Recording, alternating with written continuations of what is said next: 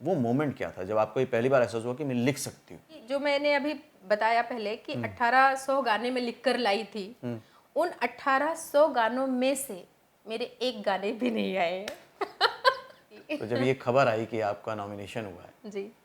तो क्या लगा आपको, आपके साथ के लोगों को? आप भी सिंगर बन सकते हैं, अपने घर शहर से शुरुआत कर सकते हैं। सीखिए प्लेबैक सिंगिंग और फिल्मों में गाना गाने के तरीके अपने बजट और टाइम के अनुसार। जॉब स्टडी के साथ बनाएं बॉलीवुड में करियर। जानना चाहते हैं कैसे? तो जॉइन फिल्म्स एकेडमी को व्हाट्सएप पर मैसेज टाइप करें सिंगर योर नेम और सेंड करें 8433966622 पर। Join films academy, the practical film school.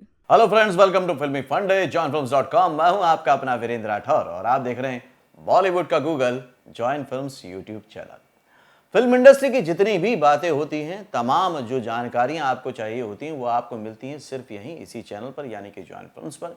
आपके मन में कोई भी डाउट होता है, बस उस डाउट को, क्वेश्चन को टाइप कीजिए यूट्यूब के सर्च बार में जाके और स्पेस देके जॉइन फिल्म्स टाइप कर दीजिए और आपको आपका आंसर मिल जाएगा। भले ही आप एक्टर बनना चाहते हो, सिंगर बनना चाहते हो, राइटर बनना चाहते हो, फिल्म मेकर बनना चाहते हो, और उससे जुड़ी सारी जानकारी आपसे शेयर करने के लिए यहाँ पर बॉलीवुड के सेलिब्रिटीज आते हैं, जो आपको बताते हैं कि आपको अपने प्रोफेशन में किन किन बातों का ध्यान रखना चाहिए, वो जीवन में कैसे सक्सेसफुल बने, ये भी बताते हैं ताकि आप सक्सेसफुल बन पाएं। आज के वीडियो में मैं मिलवाने वाला हूं आपको नीतू पांडे जी से, जो कि राइटर हैं, जो कि लिरिक्स राइटर हैं। कैसे एक फीमेल इस इंडस्ट्री में आके राइटिंग में अपना वर्चस्व बनाती हैं, लिरिक्स राइटिंग में अपने गाने लोगों तक पहुंचाती हैं, और अब तो एक बहुत अच्छी खुशी की बात है कि वो नॉमिनेट भी हुई हैं बेस्ट लिरिक्स राइटर के तौर पर। तो मेरे साथ हैं Neetu Pandey. Welcome to join films. Thank you sir, thank you so much. Neetu Pandey Kranti है ना? Yes sir. क्रांति आपका पेन नेम है। तो इस क्रांति में और आपके पर्सनैलिटी में क्या समानता है? सर, नीतू पांडे तो बहुत हैं और क्रांति कोई नहीं है। मुझे बस राइटिंग की दुनिया में एक क्रांति लानी थी। सो मैंने अपने नाम के आगे जो है नीतू पांडे क्रांति, बिकॉज नीतू पांडे क्रांति जब आप गूगल करेंगे तो सिर्फ मैं मिलूंगी, ओके। और नीतू पांडे करेंगे तो बहुत मिलेंगी।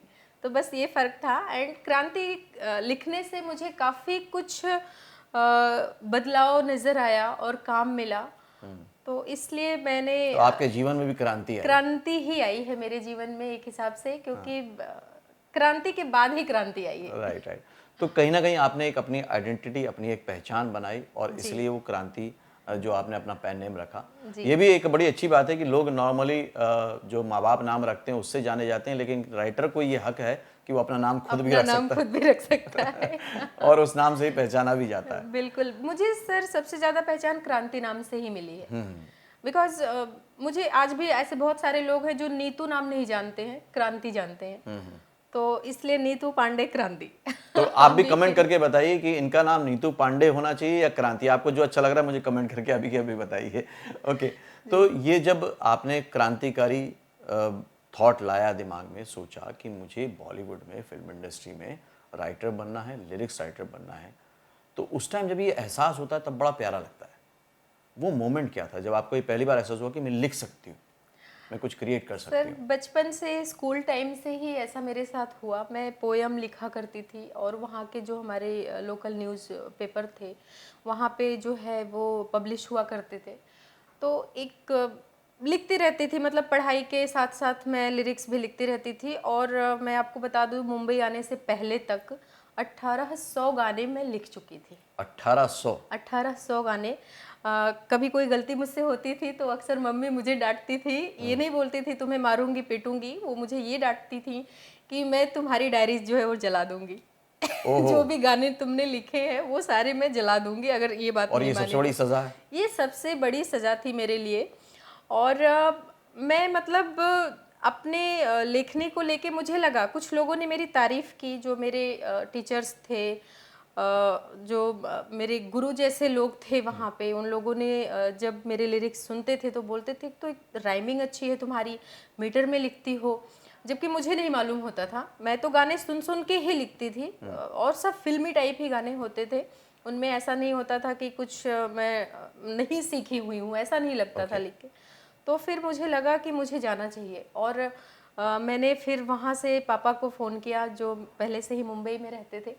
और मैंने कहा पापा मुझे मुंबई आना है, तो पापा ने बुलाया, उनको लगा आएगी थोड़ा बहुत घूम के चली जाएगी, दिल बहल वो जाएगा। किस फील्ड में थे? मेरे पापा सर वो इंजीनियर थे, Okay. अभी नहीं है हमारे बीच।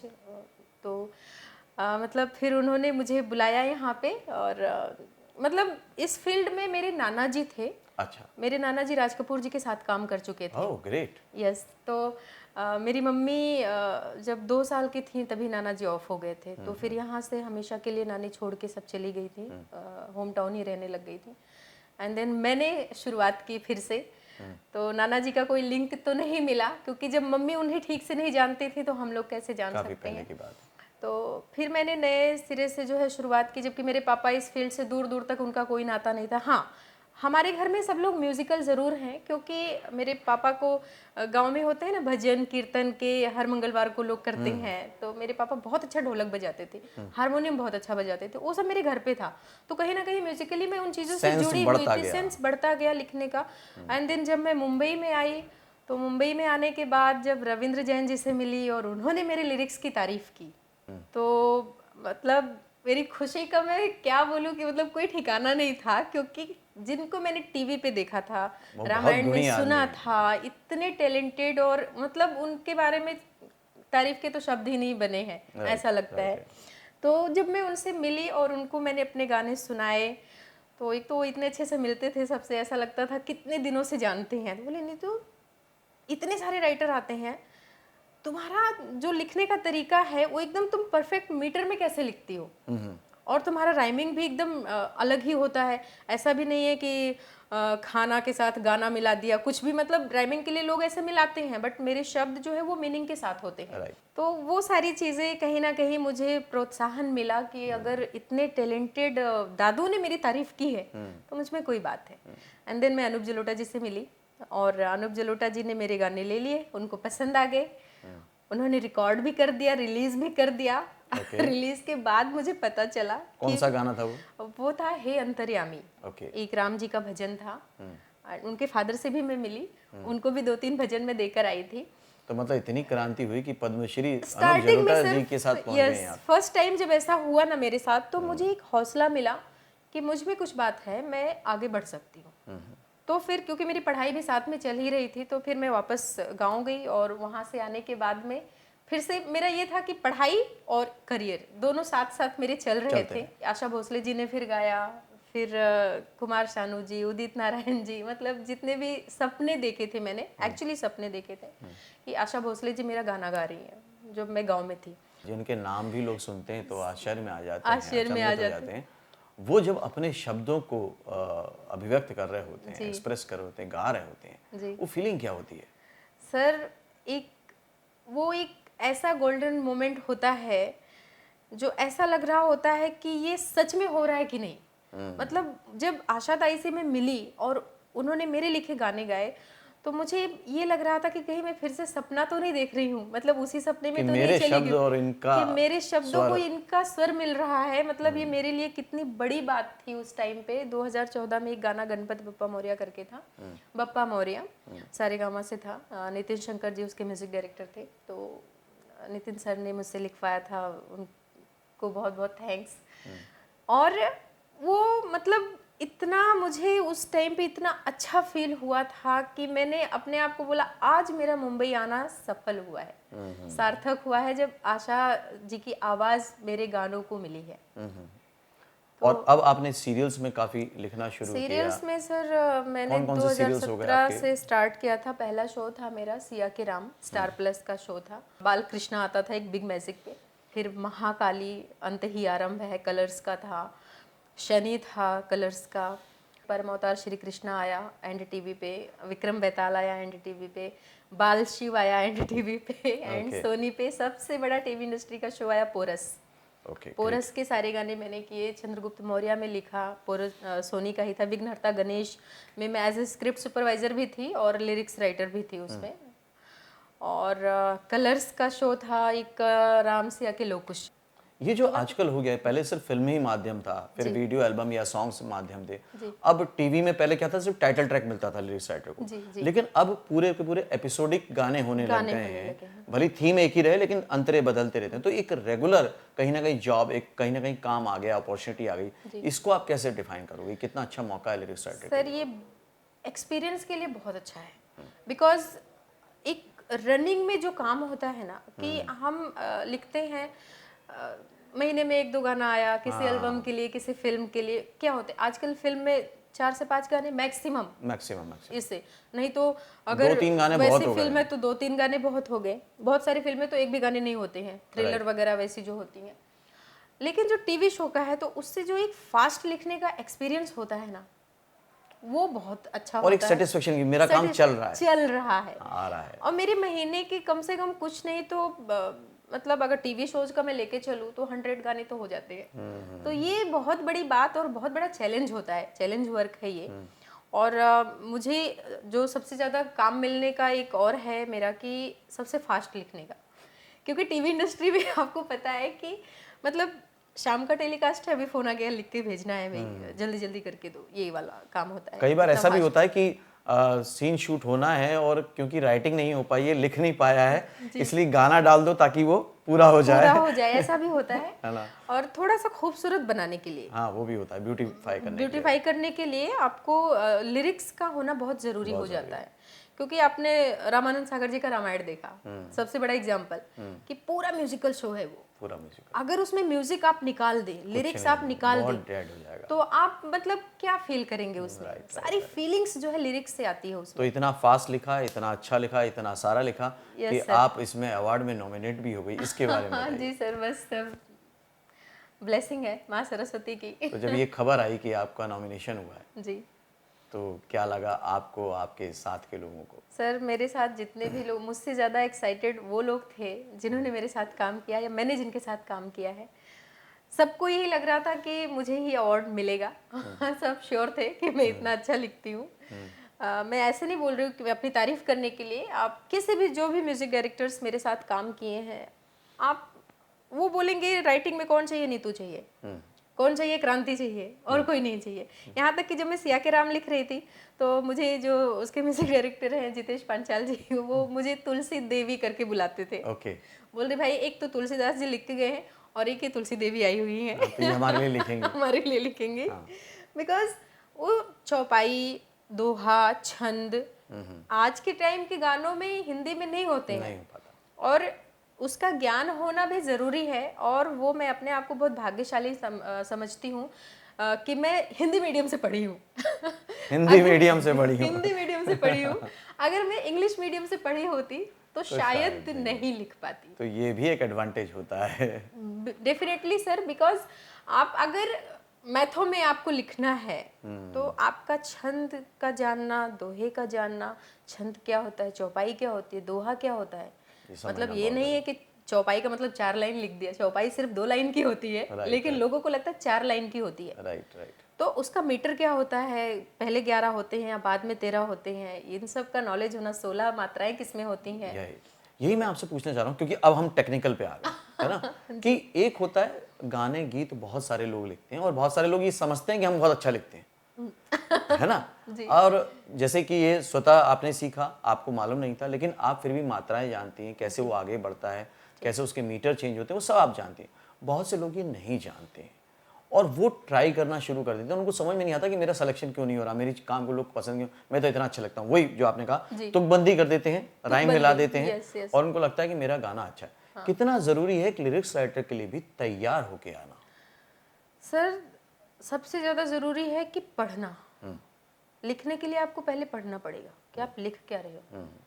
तो पढ़ाई, ये सारी चीजें बेसिक हैं। अगर मैंने स्कूल टाइम में, कॉलेज टाइम में ये सब पढ़ा है तो मुझे लगता है कि हर इंसान को पढ़ाया जाता है। राइट। हर स्टूडेंट वो सब पढ़ के ही निकलता है। हिंदी मीडियम में हो या इंग्लिश मीडियम में हो, उसका सब्जेक्ट हिंदी अगर है तो उसको ये सब 10th के पहले पहले तक बता दिया जाता है। राइट।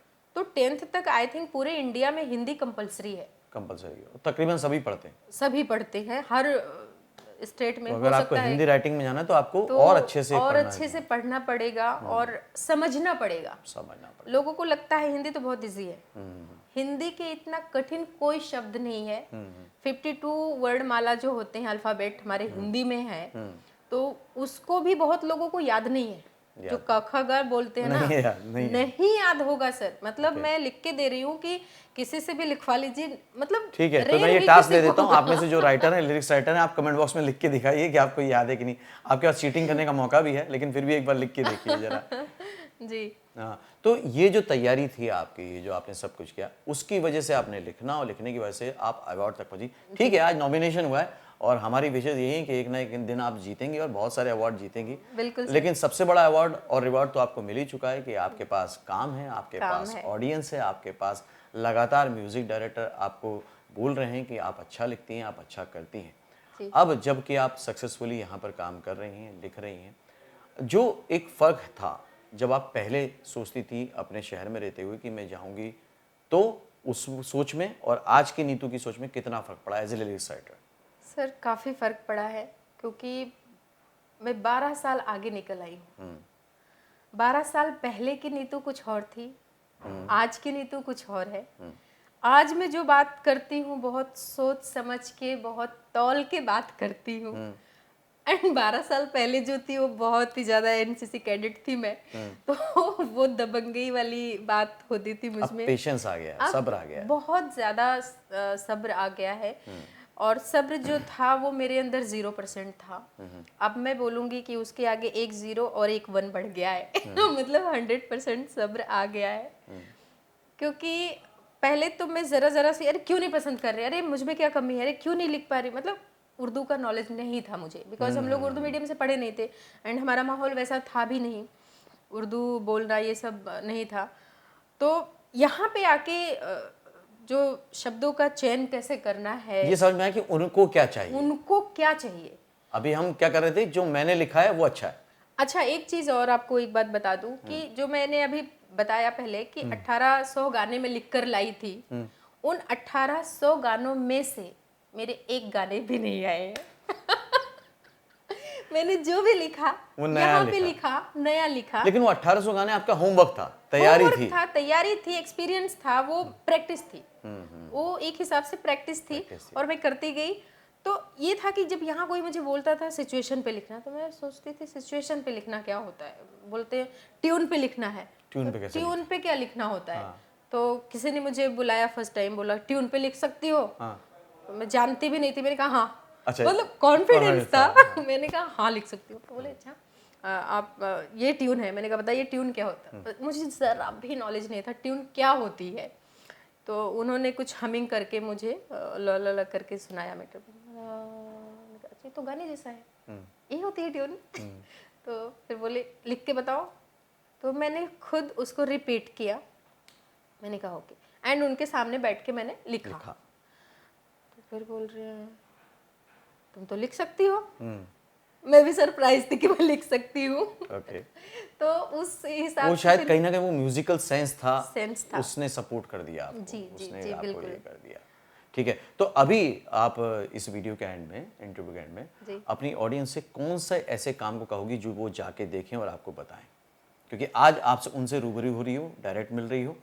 कौन सा ऐसा अभी जो टीवी पे चल रहा है काम जिसको वो देखें और फिर आपको यहाँ पर आके कमेंट बॉक्स में बताएं?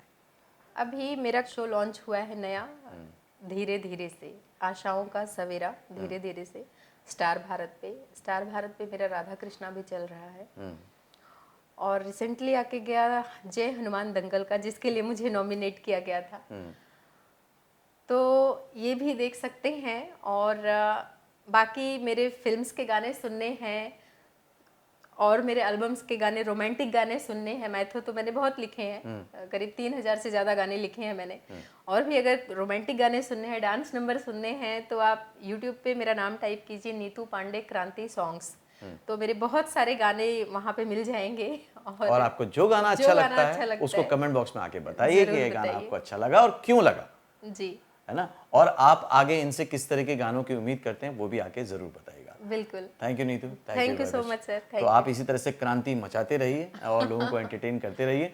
ये थी मेरे साथ नीतू पांडे। क्रांति, और वाकई ये क्रांतिकारी हो जाता है जब एक कलाकार सोचता है कि उसे कुछ करना है अपनी विधा में, अपने क्षेत्र में, और अपनी जगह बनानी है। उन्होंने नाम भी रखा क्रांति, बहुत सोच समझ के, और क्रांति लाई वो। कोई नहीं जानता था फिल्म इंडस्ट्री में, जैसे कि आपको नहीं जानते, उनको नहीं मालूम था, उन्होंने गाने लिख के रखे थे जैसे कि आपने लिख के रखे। उनको भी ऐसा लगता था कि उनके गाने कोई पसंद क्यों नहीं कर रहा है जैसे कि आपको लगता है, लेकिन फिर जांचा, परखा और समझा कि वाकई कमी कुछ अपने में है। उर्दू का ज्ञान बढ़ाना है, चीज़ों को समझना है, और पढ़ाई करनी है, और हर चीज़ के लिए हाँ करनी है, और सारे गाने नए लिखे और तेज़ी से लिखे। तेज़ी से लिखने की डिमांड टीवी इंडस्ट्री की थी, जो अपॉर्चुनिटी नहीं बदली है। और जब वो उस तरह से काम किया तो काम मिल रहा है, लगातार काम मिल रहा है। अब इतना काम किया है कि अवार्ड के लिए नॉमिनेट भी हो गई, एक दिन जीतेंगे भी ज़रूर। आप सबकी भी विशेष हैं, हमारी भी विशेष हैं कि वो एक दिन ज़रूर जीतेंगे, और फिर दोबारा हम उनको जॉइन फिल्म्स में बुलाएंगे और आपके साथ बातचीत करवाएंगे। अगले वीडियो में फिर से मिलूंगा, तब तक के लिए देखते रहिए, सीखते रहिए, जमे रहिए।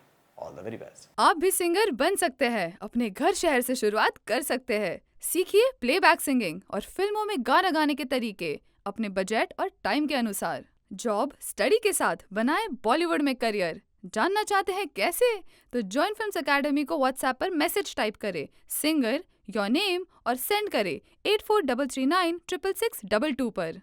Join films academy, the practical film school.